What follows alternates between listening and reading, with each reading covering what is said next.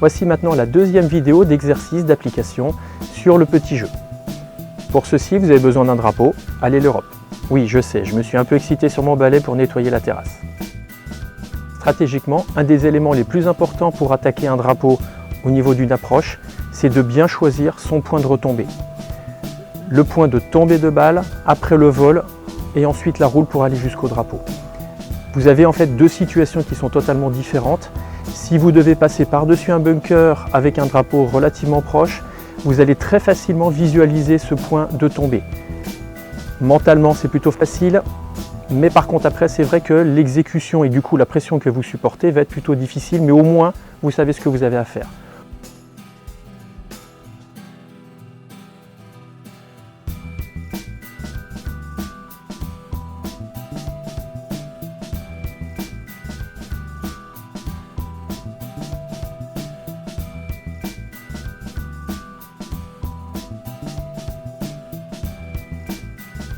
Autre cas de situation, si vous avez un green très vaste, très long, et vous avez le choix.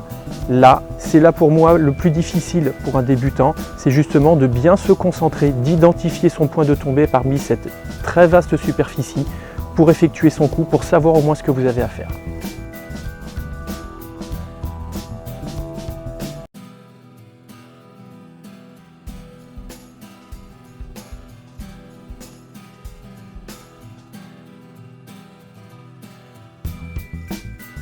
Situation, nous avons ici un drapeau qui est situé à environ 12 mètres de notre balle.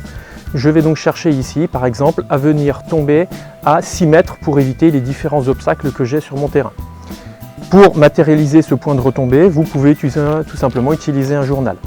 Faites attention que votre point de tombée, de visée, ne doit pas être trop précis. Vous devez avoir de la marge de sécurité à droite, à gauche, devant et derrière.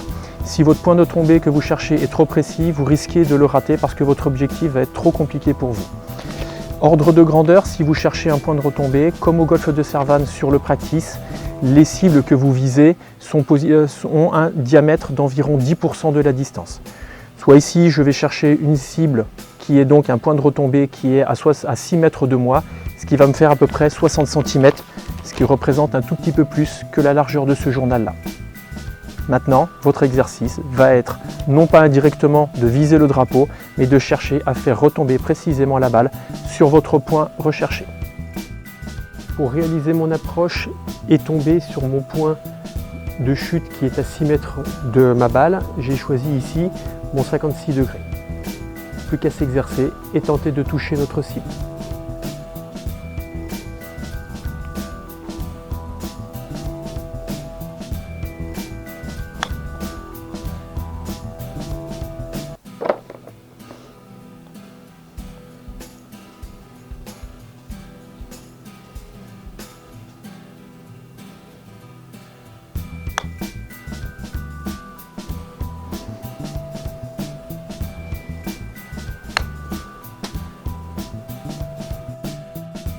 Deuxième cas de figure, j'ai choisi cette fois-ci pour faire mon approche mon pitching wedge plutôt que mon lob wedge.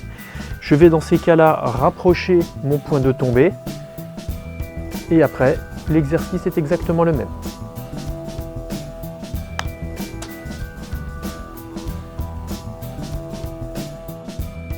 Vous pouvez reprendre cet exercice à l'infini avec votre lob wedge, votre gap wedge et votre pitch.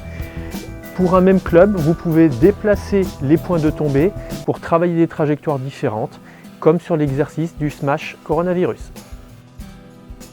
Comme vous allez le voir sur l'image suivante, avec un même club, vous allez pouvoir réaliser 3 trajectoires différentes. Une trajectoire plutôt pitching wedge, balle roulante, chip, balle qui tombe un petit peu plus loin et qui s'arrête, et balle lobée qui tombe et qui ne roule quasiment pas. Avec un même club, vous allez pouvoir faire plusieurs trajectoires.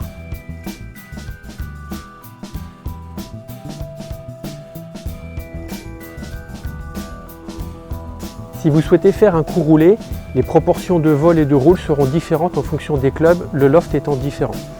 Ordre de grandeur, si vous prenez un fer 7, la face étant fermée, la balle va peu voler mais beaucoup rouler, vous aurez donc environ 10% de vol, 90% de roule.